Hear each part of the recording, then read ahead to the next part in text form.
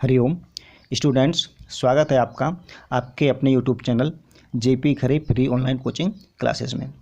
प्रिय विद्यार्थियों, मैं आज आपके लिए वृत्त या सर्किल का भाग 13 लेकर के उपस्थित हुआ हूं और उसमें आपको आज बताने वाला हूं एक महत्वपूर्ण प्रश्न जो परीक्षा में अक्सर आया करता है। ठीक है ना, चलिए प्रश्न को देख लेते हैं। प्रश्न है, क्या है प्रश्न? है कि सिद्ध कीजिए कि बाह्य बिंदु से वृत्त पर खींची गई स्पर्श रेखाओं की लंबाइयां बराबर होती हैं। किसी भी बाह्य बिंदु से जब हम वृत्त पर स्पर्श रेखाएं खींचते हैं तो उन स्पर्श रेखाओं की लंबाइयां बराबर होती हैं, ये हमें आज सिद्ध करना है। तो चलिए सबसे पहले हम एक फिगर बना लेते हैं। ये मैंने फिगर बना के रखा हुआ है पहले से। ये एक वृत्त है और ये बीच में इसका सेंटर O दिख रहा है और ये P जो है एक बाह्य बिंदु है जहाँ से दो स्पर्श रेखाएं PT और PQ खींची गई हैं। PT बिंदु T पर स्पर्श करती है वृत्त को और PQ बिंदु Q पर वृत्त को स्पर्श करती है। हम वीडियो में आगे बढ़ें इसके पहले मैं आपको एक बात बोलना चाहता हूँ कि आप कभी भी परीक्षा में पेन के माध्यम से चित्र न बनाएं, आप हमेशा सीस पेंसिल का ही उपयोग करें। अच्छा, मैं यहाँ पे क्यों बनाता हूँ पेन से? इसका कारण ये है कि अगर मैं सीस पेंसिल से चित्र बनाऊंगा तो आपको वीडियो में वो ठीक तरीके से दिखेगा नहीं, और जब चित्र ही ठीक तरीके से नहीं दिखेगा तो आपको वैसा भी अच्छी तरह से समझ में नहीं आएगा। तो आपको विशेष ध्यान रखना है कि आप परीक्षा में कभी भी चित्र पेन से न बनाएं, हमेशा सीस पेंसिल का ही उपयोग करें। चलिए अब सबसे पहले हम प्रश्न में क्या करते हैं, कोई भी प्रश्न हल करते समय सबसे पहले हम प्रश्न में देख लेते हैं कि हमको दिया क्या है और उसको हम लिख लेते हैं। तो आपको इस प्रश्न में क्या दिया है? आपको इस प्रश्न में एक वृत्त दिया है और वृत्त के साथ साथ एक बाह्य बिंदु से खींची गई दो स्पर्श रेखाएँ दी गई हैं। ठीक है, तो हम यही इसमें लिख लेते हैं। चलिए प्रश्न को हल करते हैं। सबसे पहले हमने डाला यहाँ पे दिया है, क्या दिया है? केंद्र या सेंटर O वाला एक वृत्त और इस वृत्त पर बाह्य बिंदु P से स्पर्श रेखाएं टेंजेंट्स PT और PQ हैं और T और Q क्या हैं? वृत्त के स्पर्श बिंदु हैं। ठीक है, अब अगला पॉइंट क्या होता है? अगला पॉइंट है हमें सिद्ध क्या करना है, ज्ञात क्या करना है। तो इसमें हमको सिद्ध करना है तो हम लिखेंगे हमें सिद्ध करना है। डियर स्टूडेंट्स, ये प्रश्न आपका जो है दो विधियों से, दो मेथड से हल हो सकता है।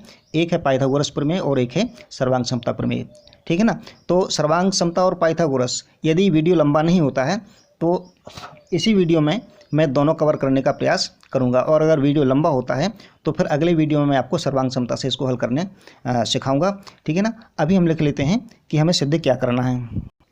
चलिए ये हेडिंग डाल दी मैंने, हमें सिद्ध करना है। अब क्या सिद्ध करना है? हमको सिद्ध करना है PT बराबर PQ। इसको लिख लेते हैं, ये लिख लिया, सिद्ध करना है PT बराबर PQ, PT बराबर PQ। अब अगले इसके बाद में अगला स्टेप क्या आता है? अगला स्टेप आता है, अगर हमें रचना की आवश्यकता पड़ती है तो हम थोड़ी सी रचना भी कर लेते हैं। तो अगला स्टेप आता है रचना का। यहाँ पे हम लिख लेंगे रचना करनी है। रचना में हमें क्या करना है? बस छोटी सी रचना है। OP को मिला दीजिए, OT को मिला दीजिए और OQ को मिला दीजिए। चलिए तो इनको मिला लेते हैं और लिख भी लेते हैं। ये मैंने लिख दिया है, OP, OT और OQ को मिलाया। अब हम इसको स्केल की सहायता से मिला भी लेते हैं। ठीक है,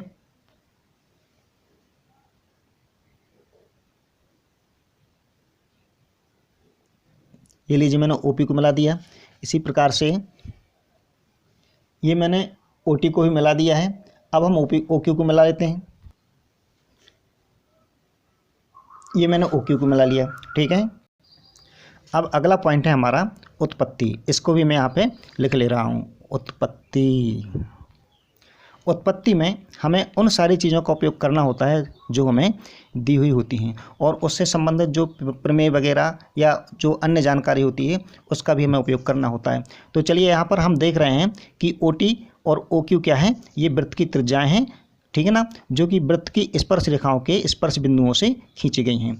तो मैंने एक प्रमेय बताए थे आपको कि स्पर्श रेखा के स्पर्श बिंदु से खींची गई वृत्त की त्रिज्या स्पर्श रेखा पर लंब होती है, यानी कि 90 डिग्री का एंगल बनाती है। तो यहाँ पर ये जो एंगल है आपका, ये एंगल कितना होगा? 90 डिग्री का होगा, और ये एंगल भी कितना होगा? 90 डिग्री का हो गया। हम इसको लिख देते हैं 90 डिग्री और इसको भी लिख देते हैं 90 डिग्री। तो यहाँ पर ये प्रमेय मैं लिख दे रहा हूँ, देखिए आप, ये लीजिए मैंने लिख दिया।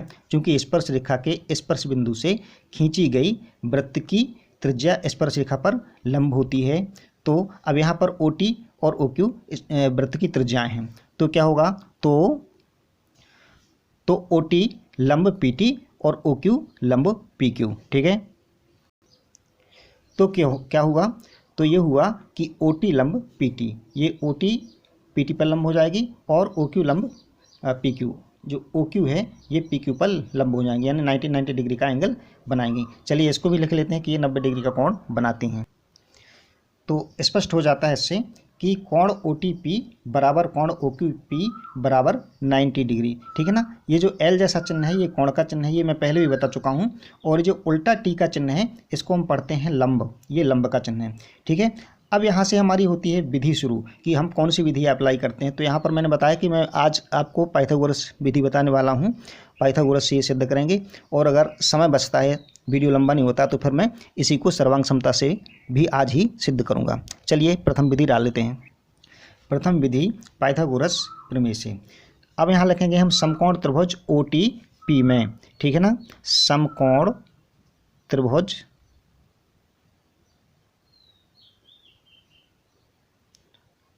ओ टी पी में। ठीक है, अब समकोण त्रिभुज ओ टी पी में ओ पी कर्ण है। तो पाइथागोरस प्रमेय क्या है, पाइथागोरस प्रमेय है कि कर्ण का वर्ग बराबर लंब का वर्ग धन आधार का वर्ग। यहाँ पे कर्ण हमारा ओ पी है, लंब इसमें ओ टी है और आधार पी टी है। ठीक है, तो चलिए यहाँ पे हम इनकी वैल्यू पुट कर लेते हैं। ओ पी का वर्ग बराबर ओ टी का वर्ग, ठीक है, प्लस पी टी का वर्ग, पी टी का वर्ग। ओ पी का स्क्वायर बराबर ओ टी का स्क्वायर प्लस पी टी का स्क्वायर। इसको आगे हल करेंगे हम, तो आगे हल करने पर हमें क्या मिलेगा, आगे हल करने पर हमको मिलेगा, हम यहाँ पर ओ टी स्क्वायर का पक्षांतर कर देंगे। तो ओ पी स्क्वायर माइनस ये प्लस का इस तरफ आगे माइनस का हो जाएगा। सभी को पता है पक्षांतर कैसे किया जाता है।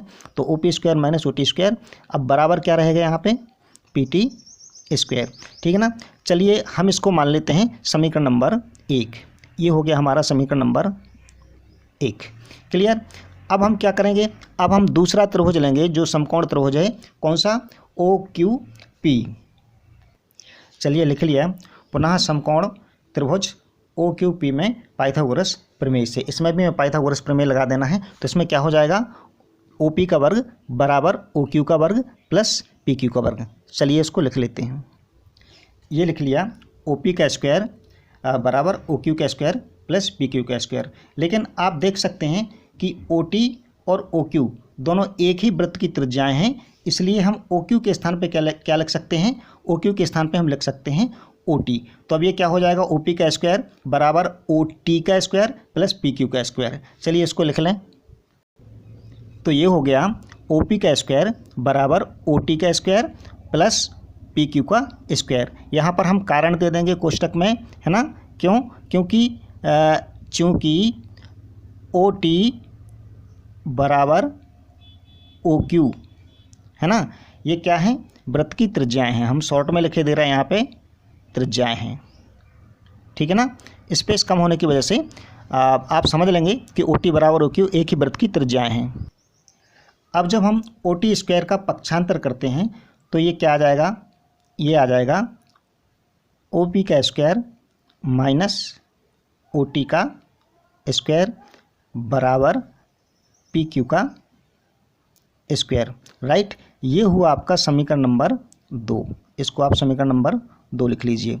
ठीक है, तो O P square minus O T square बराबर पी क्यू स्क्वायर। अब आप समीकरण 1 और समीकरण 2 में देख सकते हैं। समीकरण 1 में लेफ्ट हैंड साइड देखिए आप, O P square minus O T square, और समीकरण 2 में भी आप लेफ्ट हैंड साइड यानी कि बायां पक्ष देखिए, O P square minus O T square. दोनों समीकरणों में बाएं पक्ष बराबर हैं।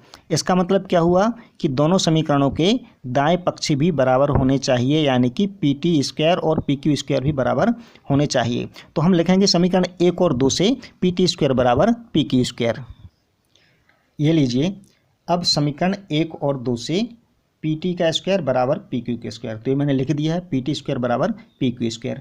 लेकिन आप देख रहे हैं कि इसमें दोनों पक्षों में स्क्वायर है ना, तो जब हम दोनों पक्षों का वर्गमूल लेंगे तो क्या आ जाएगा, पी टी बराबर पी क्यू, या फिर यूँ कह सकते हैं कि दोनों तरफ के स्क्वायर कैंसिल हो जाएंगे। तो अब क्या आ जाएगा, पी टी बराबर पी क्यू। तो यहाँ लिख लेंगे हम, सूचित करता है, ये जो बराबर के ऊपर एरो का चिन्ह लगा देते हैं, ये चिन्ह होता है सूचित करता है का। क्या सूचित करता है, जब स्क्वायर कैंसिल हो जाएंगे तो अब यहाँ पे आ जाएगा पी टी बराबर यहाँ पे आ जाएगा पी क्यू। ये पी टी बराबर पी क्यू आ चुका है, यही हमको सिद्ध करना था, ठीक है ना। तो अब यहाँ पे हम लिख देंगे सिद्ध हुआ, यही सिद्ध करना था, इति सिद्धम या प्रूव्ड, जो भी आपकी मर्जी आप लिख सकते हैं। मैं यहाँ पे लिख दूंगा प्रूव्ड, PROVED। तो इस तरीके से हमारा ये प्रश्न सिद्ध हो जाता है कि किसी बाह्य बिंदु से वृत्त पर खींची गई स्पर्श रेखाओं की लंबाइयाँ समान होती हैं या बराबर होती हैं। चलिए अब दूसरी विधि की चर्चा कर लेते हैं। दूसरी विधि है सर्वांग समता की विधि। इसको मैं सर्वांग समता के लिए आपको जो प्रश्न हल करना है वो दिया है से लेकर के यहाँ तक, यानी कि उत्पत्ति तक ये आपको सेम करना है। इसके बाद यहाँ से हमारी दूसरी विधि लागू होगी। चलिए हम उसको आपको करके बताते हैं। आप चाहें तो इस पूरे हल का स्क्रीनशॉट भी ले सकते हैं। चलिए अब हम स्टार्ट करते हैं सेकंड मेथड, यानी कि सर्वांग समता की विधि से हम इस प्रश्न को हल करेंगे।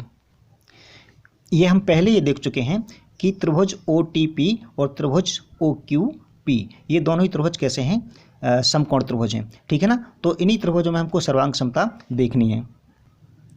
स्टूडेंट्स, जब दो आकृतियों में संगत कोण और उनकी संगत भुजाएं समान हो जाती हैं तो आकृतियां सर्वांग सम आकृतियां कहलाती हैं, ठीक है। अब सर्वांग सम आकृति को हम व्यवहारिक रूप में ऐसे समझ सकते हैं कि अगर दो आकृतियां हैं और उन दोनों आकृतियों को हम एक दूसरे के ऊपर रख दें तो पहली आकृति दूसरी वाली आकृति को पूरा पूरा ढक लेती है और दूसरी वाली आकृति पहली वाली आकृति को पूरा पूरा ढक लेती है। हम किसी भी साइड से देखें हमें दूसरी आकृति का या पहली आकृति का कोई हिस्सा नहीं दिखाई देता है ना, ऊपर वाली आकृति हमको दिखाई देती है। ऐसा तब भी होगा जब एक आकृति बड़ी हो और एक आकृति छोटी हो, लेकिन उसमें ध्यान रखिए कि फिर एक साइड से तो वो ढक लेगी, लेकिन दूसरे साइड से आप देखेंगे तो दूसरे साइड से आपको पीछे वाली आकृति दिखने लगेगी और आगे वाली तो दिखेगी और पीछे वाली आकृति का कुछ हिस्सा दिखने लगेगा। तो ऐसा नहीं है, मैं जैसा बोल रहा हूँ कि दोनों आकृतियाँ एक दूसरे को पूरा पूरा ढक लें तभी वो सर्वांग सम कहलाएंगी, और इसमें संगतता का भी बहुत ध्यान रखना पड़ता है। तो स्टूडेंट्स, सर्वांग समता की कुछ शर्तें होती हैं, उनमें से एक शर्त होती है समकोण कर्ण भुजा सर्वांग समता, वो यहाँ पे लगने वाली है। चलिए देखते हैं। तो देखिए इन दोनों त्रिभुजों में क्या क्या संगतता मिलती है। कोण OTP बराबर कोण OQP। ये दोनों क्यों बराबर हैं? क्योंकि ये दोनों 90-90 डिग्री के कोण हैं, है ना, प्रत्येक 90 डिग्री का। ये वाला कोण OTP भी 90 का है और OQP भी 90 डिग्री का है। तो दोनों त्रिभुजों में एक एक कोण समान हो गया। और क्या, इसके अलावा कर्ण OP बराबर कर्ण OP, क्योंकि पहले वाले त्रिभुज में का कर्ण भी जो है OP है और दूसरे वाले त्रिभुज का कर्ण भी OP है। तो ये क्यों बराबर हुए? उभयनिष्ठ भुजाएं। कैसी हैं? उभयनिष्ठ भुजाएं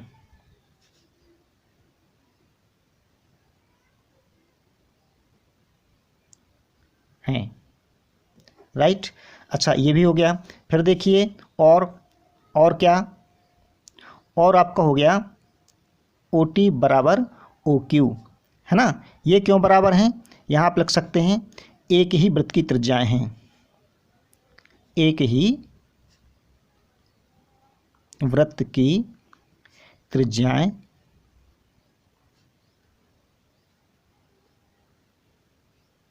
हैं, ठीक है। और आपको पता है कि एक ही वृत्त की त्रिज्याएं कैसी होती हैं? समान होती हैं। तो देख लीजिए, समकोण कर्ण भुजा यानी कि RHS सर्वांग समता वाली शर्त इसमें लगती है, इसलिए RHS सर्वांग समता से ये दोनों त्रिभुज कैसे हो जाते हैं? सर्वांग सम। तो लिख देते हैं हम, अतः त्रिभुज, कौन कौन से त्रिभुज लिए थे हमने? OTP और OQP। OTP सर्वांग सम, ये सर्वांग समता का चिन्ह है। त्रिभुज OQP, यहाँ हम साइड में इसका हवाला दे देंगे, कारण दे देंगे कि ये क्यों सर्वांग सम है ना। तो कौन सी सर्वांग समता से? ये है RHS एस सर्वांग समता।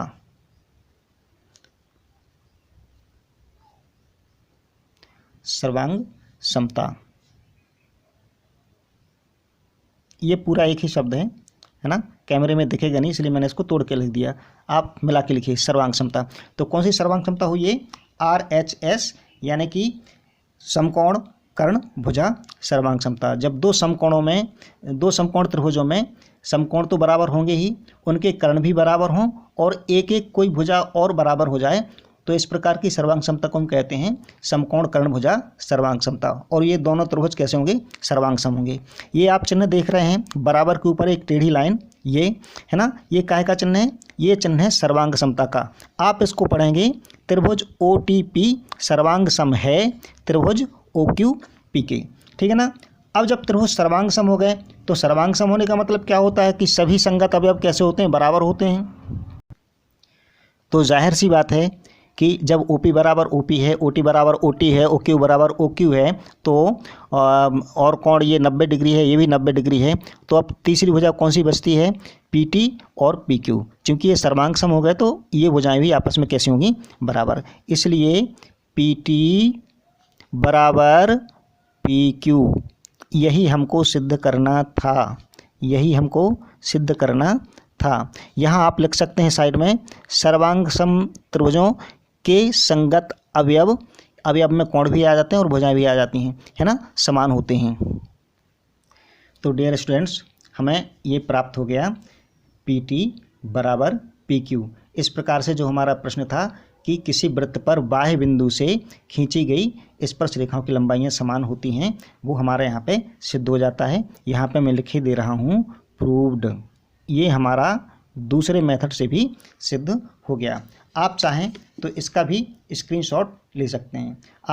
आज आपने दोनों ही विधियां समझी, पाइथागोरस प्रमेय से सिद्ध करना है इसको और सर्वांग समता के माध्यम से इसको सिद्ध करना, ठीक है। वीडियो आपको यदि पसंद आया हो तो आप लाइक कर दीजिए और यदि आप चैनल पर नए हैं तो चैनल को सब्सक्राइब कर लीजिए, बेल आइकन दबा दीजिए, वीडियो को शेयर कर दीजिए और चलते चलते एक प्यारा सा कमेंट ज़रूर किया कीजिएगा आप लोग, है ना। उससे हम लोगों को एक उत्साहवर्धन होता है हमारा और हम आगे के लिए प्रिपेयर हो जाते हैं, तैयार हो जाते हैं, ठीक है। तो फिर मिलते हैं किसी अगले वीडियो में, तब तक के लिए चलते चलते मेरे ये गीत याद रखना, कभी अलविदा ना कहना, कभी अलविदा ना कहना। चलते चलते। ओके डियर स्टूडेंट्स, नमस्कार। फिर मिलेंगे अगले वीडियो में। अगले वीडियो में मैं आपको एक ऐसा प्रश्न बताने वाला हूँ जो परीक्षा में अक्सर आता है। प्रश्न सुन लीजिए आप, यहाँ लिखा तो नहीं है वर्तमान में कि मैं दिखा सकूँ। प्रश्न ये है कि एक वृत्त की दो स्पर्श रेखाएं जो समांतर हैं, ठीक है ना, एक अन्य स्पर्श रेखा से अंतःखंड काटती हैं, है ना। हमें सिद्ध करना है कि उस अंतःखंड के द्वारा वृत्त के केंद्र पर 90 डिग्री का एंगल बनता है। आप चाहें तो मैं इसका चित्र बना के आपको अभी दिखा सकता हूँ। देखिए, पहले आप इस प्रश्न का स्क्रीनशॉट ले लें, ठीक है। अब मैं चित्र बना के दिखाता हूँ आपको। चलिए, ये है उस प्रश्न का चित्र। ये एक सर्कल है, इसकी दो समांतर रेखाएं स्पर्श रेखाएं M और स्पर्श रेखा N, ये दोनों समांतर हैं और एक अन्य स्पर्श रेखा L है जो कि वृत्त को R पर टच करती है। ये पहली वाली एक P पर टच करती है और दूसरी Q पर, और ये तीसरी स्पर्श रेखा जो है वृत्त को R पर टच करती है। ये दोनों समांतर रेखाएं स्पर्श रेखाएं M और N स्पर्श रेखा L से ये अंतःखंड ST, ये ST अंतःखंड काटती हैं। हमें इस प्रश्न में सिद्ध ये करना है कि ये ST भाग वृत्त के केंद्र पर कोण SOT ये 90 डिग्री का बनाती हैं। तो चलिए स्टूडेंट्स, हम मिलेंगे फिर अगले वीडियो में और उसमें मैं आपको यही प्रश्न बताने वाला हूं, तो इंतज़ार करिए। तब तक के लिए नमस्कार। स्वस्थ रहिए, प्रसन्न रहिए और मस्त रहिए।